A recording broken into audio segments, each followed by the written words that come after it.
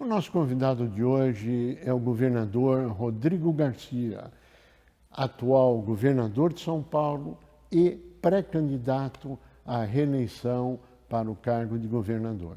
É um prazer tê-lo conosco. Prazer, Curi, voltar novamente ao seu programa para falar para o micro e pequeno empreendedor de São Paulo e do Brasil, para falar das ações que nós estamos realizando aqui em São Paulo e também para falar do futuro. Aliás, o senhor tem um histórico extremamente longo de prestação de serviço à sociedade, que começou lá atrás, se eu não me engano, com Mário Covas. Como é que foi essa evolução? Nos conte um pouquinho a respeito. Curi, nós estamos aqui no Palácio dos Bandeirantes e eu, com 20 anos de idade, ao lado do Mário Covas, frequentava esse palácio, já trabalhando pelo governo de São Paulo, depois aos 24 anos me elegendo pela primeira vez na Assembleia Legislativa, fui o fundador da Frente Parlamentar da Micro e Pequena Empresa, lá na década de 90. Verdade. E, enfim, muitos anos se passaram, eu ocupei vários cargos públicos, e isso me deu uma experiência muito grande no Executivo e também no Legislativo. Afinal de contas, não adianta só você ter boas ideias, bons projetos, se você não souber dialogar com os outros poderes e poder traduzir esses sonhos em realidade, né? Claro. E eu tenho procurado, nesse período de governador, Curi, colocar toda essa experiência em prática. Não só continuar avançando nas políticas públicas do governo de São Paulo, mas também inovar. Eu, no mês de abril, criei uma área nova em São Paulo, uma nova secretaria. Convidei o Dr. Davi Uip para ser o novo secretário de Ciência, Pesquisa em Saúde. Por que eu tomei essa decisão? Importantíssimo, senhor. Porque nós acabamos de viver uma pandemia. E muitas vezes, todo o aprendizado que nós tivemos nessa pandemia, com muito sofrimento, se perde se você não tiver uma área só pensando nisso. E São Paulo tem grandes institutos, como o Butantan, que se mostrou um instituto fundamental, como o Adolfo Lutz, como a própria fábrica de remédios de São Paulo, que é a FURP. E eu pedi para o Dr. Davi Uip organizar e coordenar essas ações, justamente para a gente poder enfrentar novos tipos de doenças, enfrentar o futuro da saúde no mundo, que a gente sabe que é fundamental a gente ter estruturas em São Paulo. Então, eu quis com isso mostrar que um governo como o de São Paulo, ele não pode perder a sua capacidade de inovar, de fazer diferente. E isso já deu resultados, Curi. Eu estive em Ribeirão Preto semana passada, inaugurando o primeiro laboratório de tecnologia celular. O que significa isso? No tratamento ao câncer de sangue, chamadas leucemias, nós temos agora uma terapia celular nova que foi pesquisada e desenvolvida aqui em São Paulo e que agora começa a ser feita em São Paulo para salvar vidas. Que fantástico. Então eu dei esse exemplo para mostrar que um governo como o de São Paulo não pode perder a sua capacidade de inovação. Então toda essa experiência acumulada nesses anos aqui como parlamentar, como secretário, me dão também essa clareza de que nós temos que inovar permanentemente. Qual a sua avaliação do momento atual que nós estamos vivendo? Eu estou muito preocupado, Curi. Você sabe que eu fui deputado federal durante alguns mandatos e eu lembro até hoje, em 2014, quando se tentou mudar a legislação sobre regras fiscais, o governo era da presidente Dilma, e na época eu, como oposição e outros deputados, nós derrubamos a lei. Depois veio o ano de 2015, ela cometeu as pedaladas fiscais e foi impeachmentada por isso. Por que eu estou citando esse exemplo? Porque desde lá, o Brasil gasta mais do que arrecada. Sim. E, naturalmente, a conta chegou. E olha que eu não estou fulanizando, passaram 3 presidentes da República. Eu estou fazendo uma constatação. E essa conta chegou através da inflação, através, às vezes, do dólar alto. A pandemia acelerou muito esses problemas. E hoje o Brasil está numa situação extremamente desafiadora. Sim. Uma sociedade que cada vez mais está desigual, a pobreza está aumentando, a fome está voltando. E o Brasil precisa encontrar caminhos para retomar o seu desenvolvimento. Isso depende, óbvio, dos governos, depende da sociedade e também depende de uma união para que todos estejam na mesma página, remando para o mesmo lugar. E o que a gente vê hoje? Muita briga, muita disputa política, muita desarmonia entre poderes e tudo isso causa uma consequência que é a que nós estamos vendo, né? O Brasil não consegue crescer como deveria crescer nesse período. Então, eu estou muito preocupado, mas ao mesmo tempo não fico só lamentando. Eu estou procurando, enquanto governador de São Paulo, fazer a parte de São Paulo, criando inovações permanentes, criando programas de geração de emprego. Não há melhor programa social do que o emprego, Curi. Você sabe disso. Sem dúvida. E o brasileiro, ele tem vontade de ter emprego, ele tem vontade de empreender. E o governo precisa estar atento e dando oportunidades a quem está procurando emprego e a quem quer praticar o empreendedorismo, né? Então, eu tenho trabalhado muito nesse período como governador para criar ações, por exemplo, de microcrédito para a população de São Paulo. Nós temos o Banco do Povo, que é um instrumento importante. Nós estamos batendo recorde de empréstimos no Banco do Povo. Sim. O Banco do Povo alcança aquele pequeno empreendedor, o microempreendedor, empréstimos de 4, 5, 6, até 20 mil reais, para que ele possa reorganizar o seu negócio. Nós estamos também atuando muito na Desenvolve São Paulo, que já pega os médios empreendedores de São Paulo. E também, junto com o SEBRAE, várias políticas de formação e de qualificação do empreendedor, para que São Paulo continue tendo esse espírito de empreender, que é o que nos trouxe até aqui. Então, nós estamos num momento delicado da economia, mas o governo de São Paulo tem atuado para que São Paulo continue crescendo e ajudando o Brasil. Se a gente olhar para frente, quais seriam as principais medidas ou principais ações para a retomada de emprego, para o crescimento, para o desenvolvimento econômico e social? Curi, eu diria que acho que o grande desafio de São Paulo é melhorar a qualidade na educação no segundo grau. Isso é algo que nós temos que focar nos próximos anos e fazer também do segundo grau de São Paulo um segundo grau técnico. A currículo do novo ensino médio permite que o aluno que vai para o primeiro colegial faça a dupla jornada. Ele se forme no colegial ou no ensino médio normal e também tem um diploma técnico. O que significa o diploma técnico? Educação para o trabalho. Sim. E os jovens de hoje, muitas vezes, não estão sentindo que aprendem algo que vai ser útil na sua vida para o trabalho. Então, quando você junta os dois currículos e dá essa oportunidade ao jovem, você vai preparar esse jovem para o mercado de trabalho, você vai ter uma mão de obra mais qualificada e você vai ter, portanto, um Estado mais desenvolvido. Então, eu diria que o grande desafio para os próximos anos é melhorar o ensino médio e fazer de São Paulo um grande celeiro do ensino técnico brasileiro. Nós já temos experiências a esse respeito. Aqui nós temos as ETECs, que são conhecidas de todo o Brasil. São quase 200 mil alunos hoje nas ETECs que se formam no ensino médio técnico. Mas eu quero juntar esses dois currículos e fazer realmente uma grande formação de mão de obra. Isso vai fazer a diferença para o futuro de São Paulo. Além disso, um programa de geração de emprego.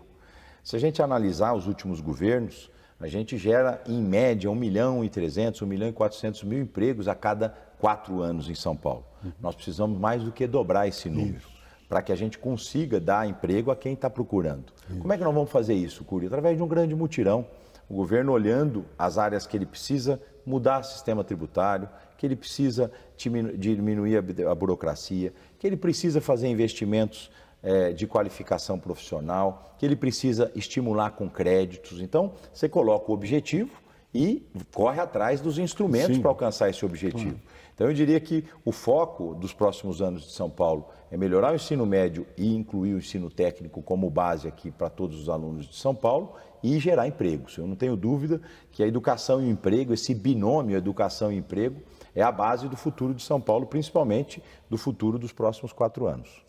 São Paulo, segundo dados oficiais, tem crescido mais do que a média dos outros estados. Tem puxado, inclusive, o aumento do PIB. O que vai fazer com que o seu trabalho, se reeleito, vai ser cada vez mais difícil, porque uma coisa é dobrar ou melhorar uma coisa que não vai tão bem, outra é melhorar uma coisa que vai bem. Existe alguma estratégia diferenciada para manter o que está e melhorá-lo? Olha, Curi, primeiro eu comemoro e celebro que São Paulo vai bem, né? É verdade. Eu sou daqueles que reconhece que São Paulo é um estado pujante, que São Paulo é um estado muito diferente dos outros estados brasileiros, que nos últimos 3 anos cresceu 5 vezes mais do que o Brasil.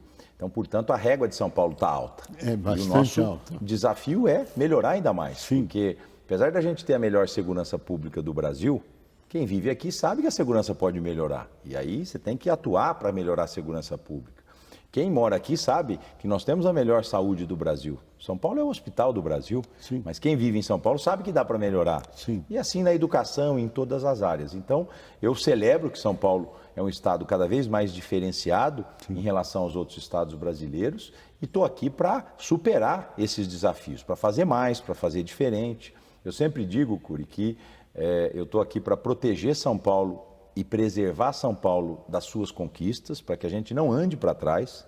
A pandemia nos mostrou muitas vezes que você perde tudo do dia para a noite Então, qualquer decisão errada, o Estado anda para trás. Então, nós precisamos preservar o que a gente conquistou, mas também não me peça com 48 anos de idade, Cury, para fazer mais do mesmo, para achar que tudo está bom. Eu sou uma pessoa inquieta, sei reconhecer os avanços, mas também tenho a inquietude no coração de querer sempre melhorar, de querer sempre estar fazendo mais. Afinal de contas, nós temos um Estado desigual, um país desigual. Então, por mais que você faça, que você realize, você sabe que ainda você tem um longo caminho pela frente. E é dessa forma que eu governo São Paulo. Eu sempre visito muito o interior, visito a capital, a região metropolitana, inauguro uma obra, autorizo uma outra ação e saio sempre cheio de novas demandas. Isso é natural para um estado tão grande como o nosso, 46 milhões de pessoas, 645 cidades, regiões muito diferentes entre si, né? Sim. A região metropolitana de São Paulo tem uma vocação, região de Ribeirão Preto outra, São José dos Campos outra, Prudente outra, Santos outra, ou seja, nós somos um grande estado com vocações diferentes. O bom governante é aquele que interpreta essas vocações e pode até calibrar as suas decisões de política pública para saber o que é mais importante para o interior, o que é mais importante para o litoral, o que é mais importante para a capital. Então, eu trabalho muito, enfim, como governador, eu gosto de acordar muito cedo, durmo muito tarde, converso muito com as pessoas. Eu sou daqueles que sabe que um governo que escuta mais, ele tem chance menor de errar. Sem dúvida. Muitas vezes, Cury, eu tive ideias e sugestões vindas de pessoas das mais simples de São Paulo, né? Eu sempre falo que, em regra, são as mulheres, né, que nos abordam, muitas vezes na periferia, os homens são mais fechados, mas, olha, Rodrigo, isso aqui não está bem, presta atenção naquilo, Verdade. Hoje eu tive esse problema. E é com essas dicas das pessoas que a gente vai corrigindo aqui as nossas decisões e vai colocando o Estado mais próximo da realidade da vida. Eu sempre me coloco no lugar dos outros. Eu sei que a vida não está fácil hoje, o dinheiro não está chegando no final do mês e o governo está aqui para tentar ajudar essas pessoas, para dar oportunidade a quem está procurando e para ajudar as famílias mais pobres e não deixar ninguém para trás. Então é dessa forma que eu tenho trabalhado muito como governador de São Paulo, Cury. Nós estamos chegando ao final do nosso tempo e eu pediria as suas considerações finais.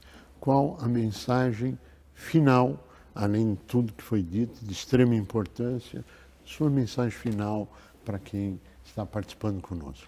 Cury, a mensagem de alguém que acredita muito em São Paulo e acredita muito no Brasil. Eu comecei muito jovem a minha trajetória política, me apresento como o novo governador de São Paulo, mas não como um novato.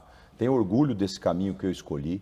A política ela é bonita desde que feita com interesse público, feita para as pessoas. E em todos os cargos que eu já ocupei na minha vida, eu sempre procurei devolver política pública concreta, né, para melhorar a vida das pessoas, seja na área social, na área da habitação, na área da economia, em todas as áreas que eu já passei.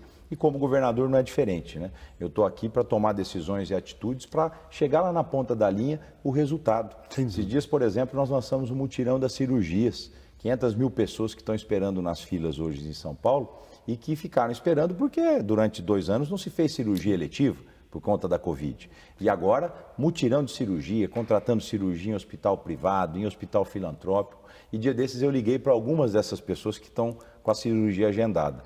Mesmo no telefone você sentia a emoção do outro lado. Que bom. Governador, não acredito, mas olha, eu estou esperando há 2 anos, muito obrigado. Eu falei, olha, você não tem que agradecer. Isso aqui é obrigação do governo. E eu peço desculpas por não ter feito antes, mas nós estamos aqui atentos para o seu problema, para que a gente consiga resolver o seu problema. E é dessa forma que eu me comporto como governador de São Paulo. Então, a mensagem de um jovem otimista, que apesar de todas as dificuldades, acredita muito em São Paulo e nesse país. Rodrigo Garcia, nós queremos agradecer muito a sua participação. Com essa entrevista, nós encerramos o ciclo de todos os pré-candidatos ao governo de São Paulo. E parabenizando pelo processo democrático, porque nós só estamos aqui porque existe a democracia e ela tem que ser preservada a qualquer preço. Parabéns, pleno êxito, sucesso na empreitada, que não é uma empreitada pequena. E o grande vencedor será o Brasil através da democracia. A você que esteve conosco, o nosso mais profundo agradecimento, com a certeza que estaremos juntos na semana que vem. Até lá.